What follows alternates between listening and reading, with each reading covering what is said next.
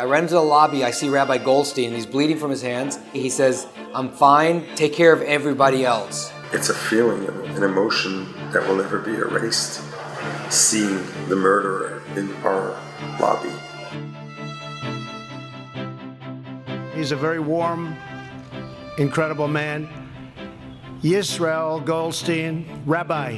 What I have experienced since our attack, our dear President, Mr. Donald Trump, has been totally supportive, loving, caring, and empathetic. And even prior to that, he has demonstrated it through his love of the Jewish people, love of Israel, and support of Israel. What happened to me wasn't just an attack on me personally or on my synagogue, but it was an attack on all Americans. Our President, Mr. Donald Trump, made it his personal attack as well. He gives me the honor of calling me up to the podium to say a few words. That will be ingrained in my memory forever. That was probably my proudest moment. Whatever you feel about the president, anyone should be honored, because this is the president of the United States. This is the most powerful man in the world, and he has so much on his plate that we can't even fathom.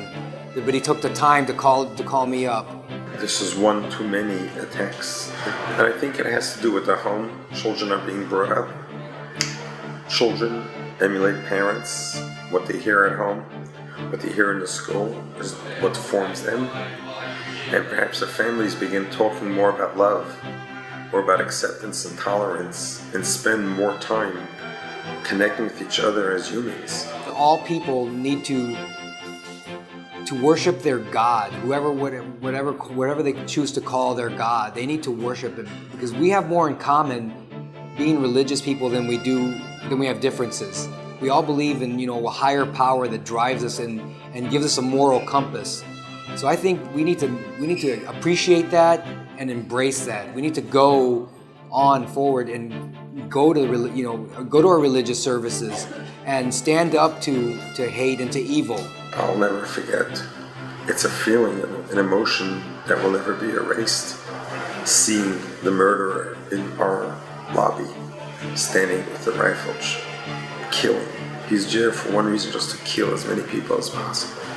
Such hate in our generation from a 19-year-old is a tragedy beyond comprehension. About midway through the Torah reading, I hear gunshots.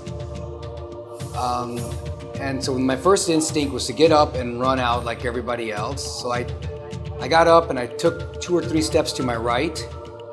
And at some point, I just turned around. I don't remember what caused me to turn around, but I did. I turned around and I ran back towards the gunfire. I heard a couple of shots. I ran into the lobby. As I ran in there, I saw the young man with the rifle. He discharged his rifle twice. I yelled out, and he did. At that point, he seemed to be shocked, and as I got closer, I kept yelling at him. He dropped his weapon to his right side and he began to run out of the lobby of the synagogue. I chased him out to his vehicle. He gets in there and he raises his rifle, and I punch the car. And he drops it, and then he's fumbling with the ignition, trying to start the car.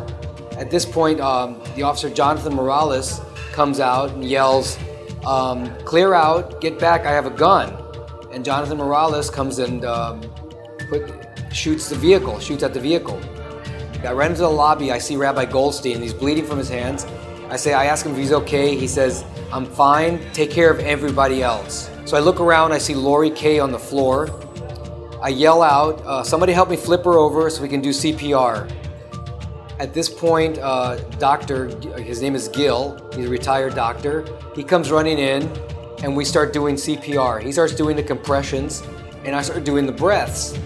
So this went on for about 4 or 5 sets, and he says he's tired, so I take over. I'm doing both the compressions and the breaths. And at some point, Dr. K comes along and takes over the compressions. So his compressions are starting to slow down also. And I just look up and I see an AED on the wall. I jump up, I go get the AED, and we're trying to apply it. And he says, "I can't get a pulse. I'm not getting a pulse from her." So he says, let me check and see if I can find a pulse. So at this point, he looks at her face, lifts up her neck, and puts his hand on her neck to get a pulse, and he just lets out like a groan and faints. I find out later he didn't know that was his wife he was doing CPR on. I was reading a part of it, of the Haggadah called Hallel, and as I got to a psalm, I started to cry, and my wife says, "Why are you crying?" I didn't know, but this psalm is 118. It talks about God protecting us. I think that was God speaking to my soul.